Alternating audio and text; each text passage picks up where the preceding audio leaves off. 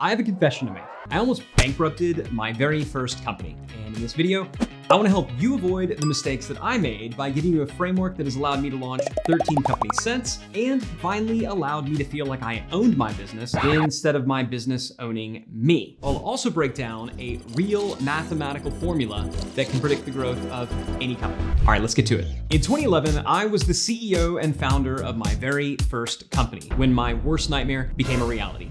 After several years of rapid growth and healthy profits, sales stalled and profits dried up seemingly overnight. It didn't really make any sense. We were selling the exact same products to the same market, leveraging the same playbooks that had always worked. Nothing had changed, and yet everything had changed. So in the face of this uncertainty and this adversity, I did what any first-time founder and CEO would do.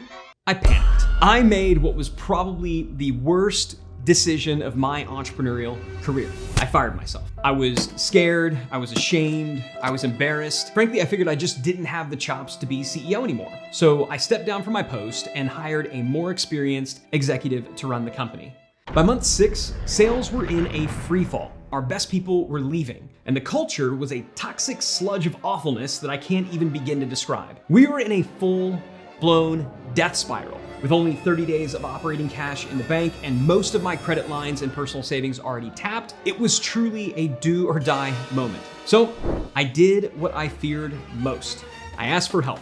I confessed my sad ordeal to every friend, colleague, and mentor I could find, and in doing so, achieved a paradigm-shifting light bulb moment that has illuminated my path ever since. Sure, my situation was particularly bad because I buried my head in the sand for so long, but literally every entrepreneur I spoke with was either going through a similar situation or they had been through a similar situation. We were all struggling with the same issues, and we were all too afraid to talk about it because we were all operating under the delusion that everyone had it all together. It was this amazing moment like, I'm not alone. Here, tell me if this sounds familiar to you. When we get started in business, right, it all begins with this brilliant idea, our eureka moment. But even good ideas can take a while to get out of the starting gate, so I'm betting those early days got a little hopeless at times. Am I right? Fortunately, you powered through the drudgery of invention and got to a point where you thought, wait,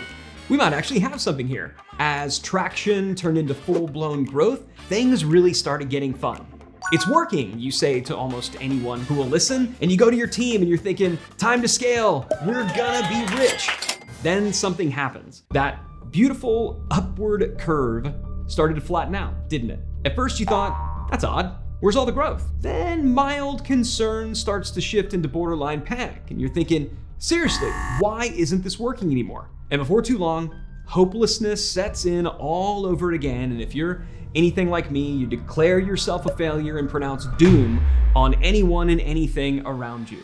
Welcome to the entrepreneurial roller coaster. Now, as I thought more about this pattern that seemingly all entrepreneurs were going through, something profound occurred to me. Every single one of us experienced a sudden plateau along with those feelings of stuckness and failure right after experiencing a massive period of growth. But why would growth lead to stagnation? As I dug in more, I realized it wasn't just growth that preceded the flatline. It was the decision to scale to the next level right after this massive growth that seemed to seal our fate. Now let me say that again, because this is so important. Growth alone didn't hurt us. It was the decision to scale immediately following a period of rapid growth that was the most consistent variable in all our flatlines and in all our failures. And so I finally arrived at the idea that I want you to consider, that maybe all of this is just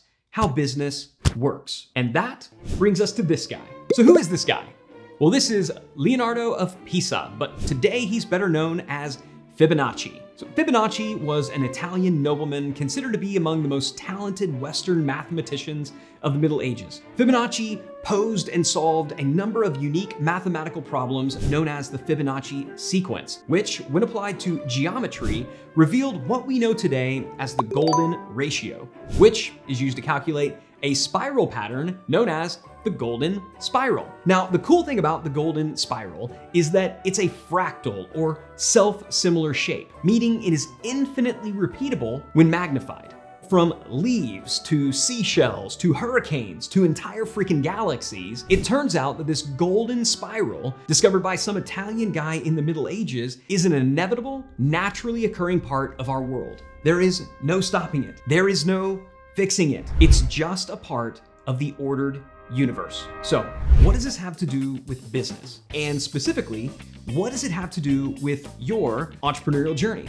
Well, just like there's a golden ratio that repeats itself in the natural world, there is one in the business world too. But it doesn't take the shape of a spiral. It takes the shape of an S-curve. And just like the golden ratio, this entrepreneurial S-curve is infinitely repeatable when magnified. So it applies to any size company, be it a young startup or a Fortune 500 behemoth. All businesses and all entrepreneurs inevitably go through this cycle, and they go through it over and over and over again. Here at the Scalable Company, we now refer to the S-curve as the entrepreneurial life cycle. And what I want to do now is break down each of the 4 phases of the entrepreneurial life cycle. But as I do, I want you to make note of which phase best describes where you are right now in your own journey. Because diagnosing where your business falls along this life cycle is the first step to achieving true scale and breakout growth. Phase 1 is the launch phase, or better known as the I think we might have something here phase. Now, most companies never get out of the starting gate. That's just a fact. They either fail to find an audience and achieve product market fit, or they die on the vine due to a lack of action and attention from their founder. So, the launch phase is difficult, even painful, but it's also exhilarating, right? This is when a business starts making its first sales to someone other than the founder's mom or their old college roommate. And while most startups never achieve true traction, if you have, then congratulations, because you're on to phase 2. Phase 2, growth, or the yes, it's working phase. So congratulations, what started as an idea has taken on a life of its own. And while your business is still quite small, both in terms of people and revenue, you have every reason to believe that your baby will grow and thrive. Now, during the growth stage, sales are coming through as fast as you can fulfill them, sometimes faster. It's messy, but customers are happy, morale is high, and your bank balances are starting to swell. But for most founders, the idea that they should throttle their growth never really crosses their mind. It's time to scale, right? We're all going to get rich, right? Well, maybe. Probably not yet. And that's when you find yourself in the 3rd phase of the scalable life cycle. Phase 3, constraint, or the I'm a failure and we're all doomed phase. Now, as the excitement of phase 2 starts to wear off, you are left with an uncomfortable truth. You can no longer scale revenue without also scaling expenses. So that's exactly what you do. You expand. You start investing in executive team members. You start buying Aeron chairs and lifting desks. It's motivational posters on the wall and company trips to who knows where. And for the first time, it feels like your humble startup is actually transforming into a real business. There's just one problem. It isn't working. The revenue spike never materializes. In fact, revenues start to flatten. These are dangerous times, my friend. That's because your business has gone into a flatline. So now we've come to it, that point that all businesses and all entrepreneurs ultimately reach if they make it through the launch and growth phases and then attempt to scale before they are truly ready to scale. I call it the flatline because it not only describes what's happening to your sales and your profit, it also describes what's happening to your culture and your morale. In a very real sense, the heart of your company has stopped beating. When you have a quiet moment to think, you remember the growth phase and how fun and free and profitable everything used to be. In other moments, you let your frustrations get the better of you and you kind of just toy with the idea of blowing it all up and starting over again. And in your darkest moments, you consider just throwing in the towel, just giving up and quitting. Now, I'm gonna show you how to get through this phase, but first, let's discuss your options. Your choices are denial, retreat, or scale. Option 1, denial. This one is easy. Just keep doing what you've been doing in the hopes that things will get better. They won't, by the way, but in my experience, this is the path that most entrepreneurs unknowingly take. This, by the way, is the surest path to a death spiral. If you're lucky, you'll realize the error of your ways while you're still in the pivot zone, because once you reach the death zone, there is no going back. So that's option 1, denial. It doesn't sound like very much fun, does it? So let's check out option 2. Option 2, retreat. This is the option many entrepreneurs choose without even realizing it. While retreat can take many forms, from firing whole teams to shuttering down entire product lines, the result is the same.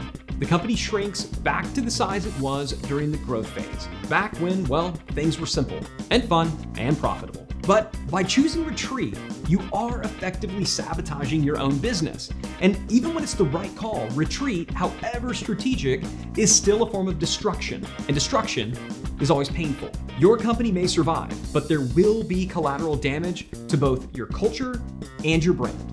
Fortunately, there's a third option. Option 3, scale. With this option, you push through the flat line and finally achieve the breakout growth that will take your company to the next level. Yes, this is the obvious choice, right? Well, not so fast. Once you choose scale, you should know that there is no turning back. You will either achieve breakout growth or you will fail painfully and spectacularly. The stakes are high, and so are the odds against you. And the most difficult part of the scaling process is the change that you will have to endure as the founder. You must change. Are you willing to do that? If you've watched this far, then I can only assume that you are willing to change and that you are ready to scale. If so, then make sure to join our scalable community by subscribing to this channel, where I'm going to be posting new videos every week on how to scale your company without sacrificing your soul.